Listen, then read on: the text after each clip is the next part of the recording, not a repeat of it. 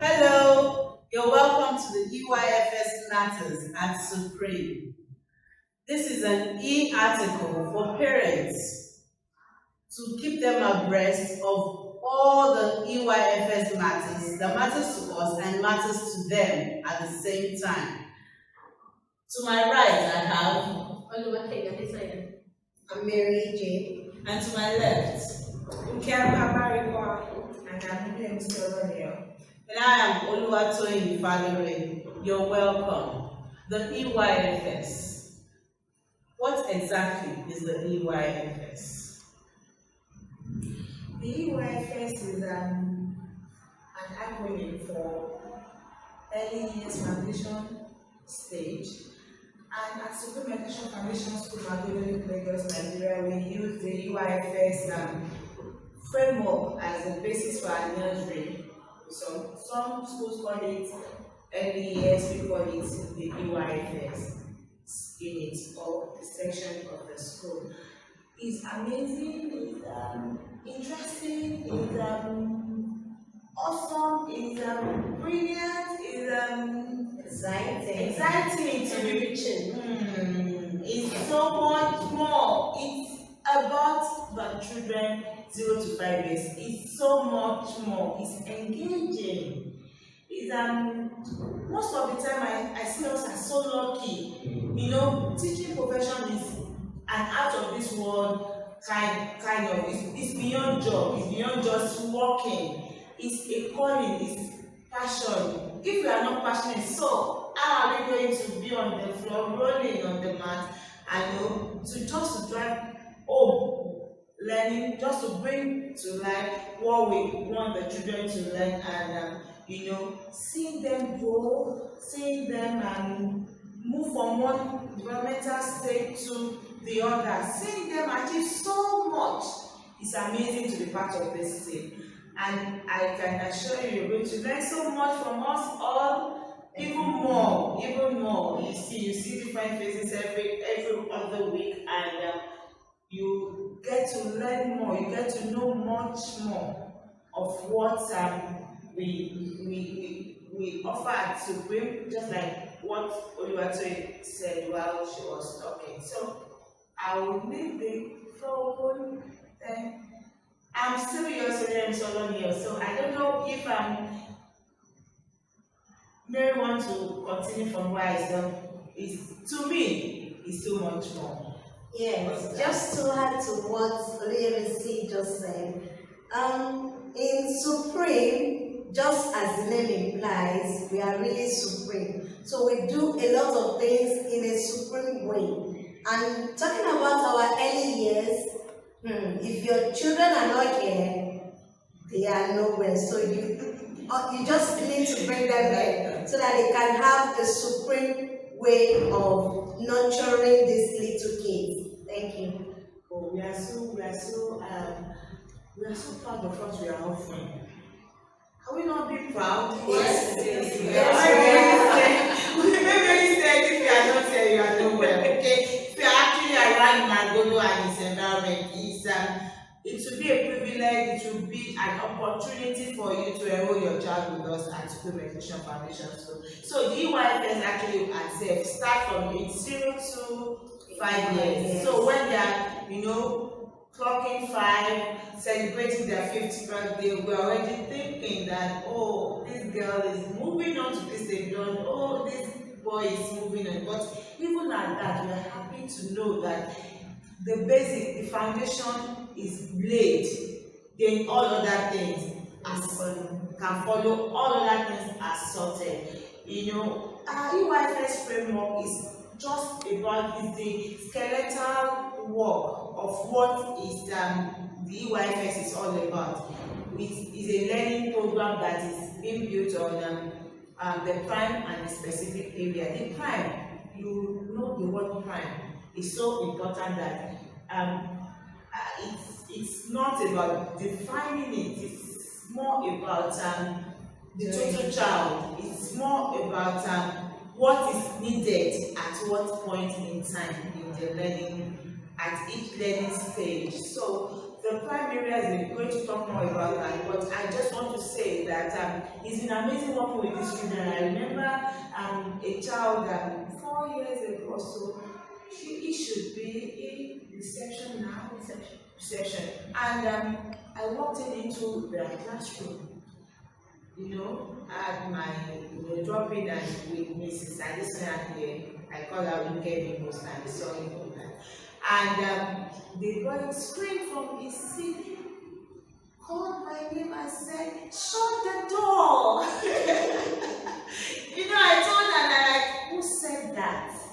Who said that? And his teacher was just all like, do you remember that day? I totally remember. Oh. It was actually, we had just finished a lesson about shutting the door silently.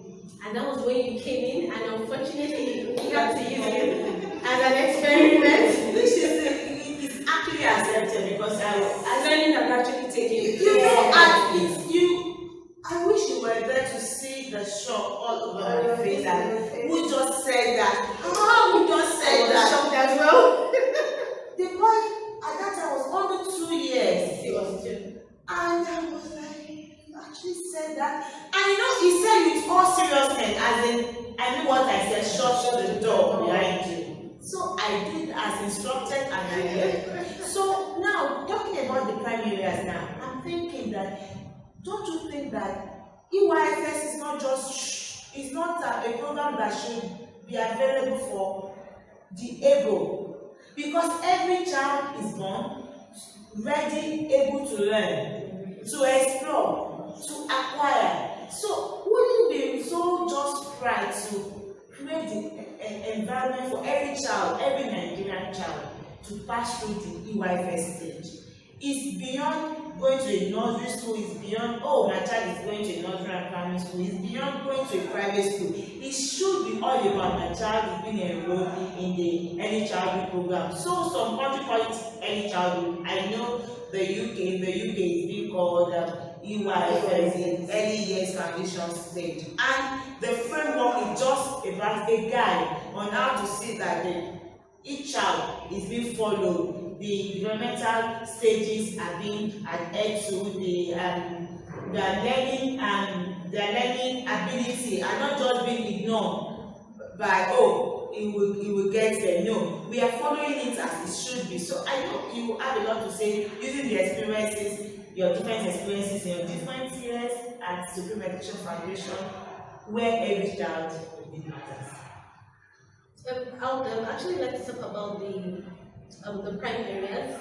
So in the EYFS, as we have spoken, it's actually the bedrock of learning for the EYFS. So the prime areas are the bedrock, like I had said. So we have PSCD, that's physical, social, and emotional development. We have physical development. That's where we have the fine and gross motor skills. That is where we help the children build their large and small motor skills, helping preparing them for writing. We also have communication and language, where we help them with a lot of vocabularies through storytelling, picture reading, rhymes, and all of it. So that is basically the bedrock where the children are helped, they're prepared for the specific areas. So looking at the prime area, it's so important that we do not joke with it. No school should actually joke with it. Because what I've realized, and you agree with me, that a lot of teachers out there, a lot of educators, let me use the word educators, see the specific area as so important as, you must write. And parents get confused. Because when an Nigerian parents one of my mentors will say they have this mindset of it's all about writing. It's all about doing, in fact, outshining my neighbor's daughter, outshining my sister's children, outshining the children in the church when they go to mosque. knowing fully well that, oh, Aja's children cannot write as much as my child. So to them, the child is accomplishing, and I'm wondering that where can we get platform as this, where parents would be encouraged, would be educated on, would be inspired. Let me use the word, because at times, when the inspiration comes a lot with helping people to get to where they should get to, and letting them know the importance of the prime areas, that it's just like building blocks. You cannot put what should be laid down on top, and at the end of the day, you just realize that you don't, it's a wasted years, wasted time. And research even states that the first 5 years of a child's life is so important that if some gaps are being left, to cover that gap, specialties takes a lot of effort, which ordinarily you have been able to do if you enroll your child in a school where this is being put in place. Just to add a little more to what Mrs. has said. At SEF, we necessarily don't start off our children with writing. We don't. They don't come to us and we give them pencils or even crayons for that matter to start writing. No. We start writing maybe at age 2+. Now, before that, there's a lot of work that goes into exercising their wrists and their predominant fingers. These 3 fingers they will use for the pencil holding and the letter formation. So you don't have a child who is 3 and formation is bad. He's having issues writing. He's holding the pencil this way. No. Before that child gets to hold the pencil at SEF, there's a lot of wrist and hand exercises we do as lessons. That we do something called pegging. Now in that pegging, they're using these fingers up, down, up, down, up, down. They do a lot of that. They do a lot of sorting. They go from sorting big items to smaller items. It graduates now in big, it goes into the smaller ones. Then the little tiny ones, as tiny as rice and beans. All that helps their wrist, it helps their focus and attention. So you see a child at SEF by 3, holding the pencil and ready, and attention is, we know children at 3 can't have 100% attention, but close to prepare themselves or prepare him or herself for reading and writing at SEF. So that's what we do at SEF in our EYFS. Also, let me talk about our creche. So we, from research, we actually discovered that. So it's related. So children that do not crawl early or that didn't really crawl, after a while affects, when it's time for them to write, affects their writing. So in Supreme School, we have our creche. It has an enabling environment where we also have little activities for the children, like peekaboo and other activities as well. We begin to bring all these things into place, helping the children put in proper perspective, activities that will help them learn and begin to meet the developmental milestones. Yes, just before we move away from the question you just mentioned, thank you for reminding me. In that unit, we have the babies and toddlers section where each child is we are not just taking care of them, we are not just keeping them safe till mommy or daddy comes to pick. Because, that's the facility they offer. But we look more beyond that.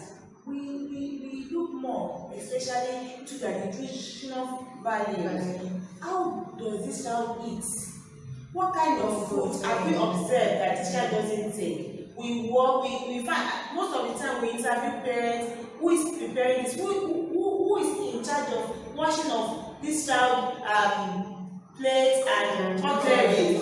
We want to know. We take our parents, we take our facilities down to their homes just to know, to be aware. Okay, who do you drop this child? What nanny? Because do not encourage that to when you change nannies and the child move from one grandma's house to another. We want the routine to be specific. We want that because you know yes, consistently you following it up and you're saying that this child then we notice that at 10 every morning this child must have his or her nap. We don't strict because every child matters. We don't say because our timing is at 11 nap time every child must get no. So we follow their routine, especially in the baby room. We want to appreciate the routine. We want to know what does a child want, what does this child prefers. There was a time we observed that the particular child does not like cold surfaces. Remember, Mary, that at cold surfaces, maybe it's the AC, and you will not just show that it's cold, it will start crying.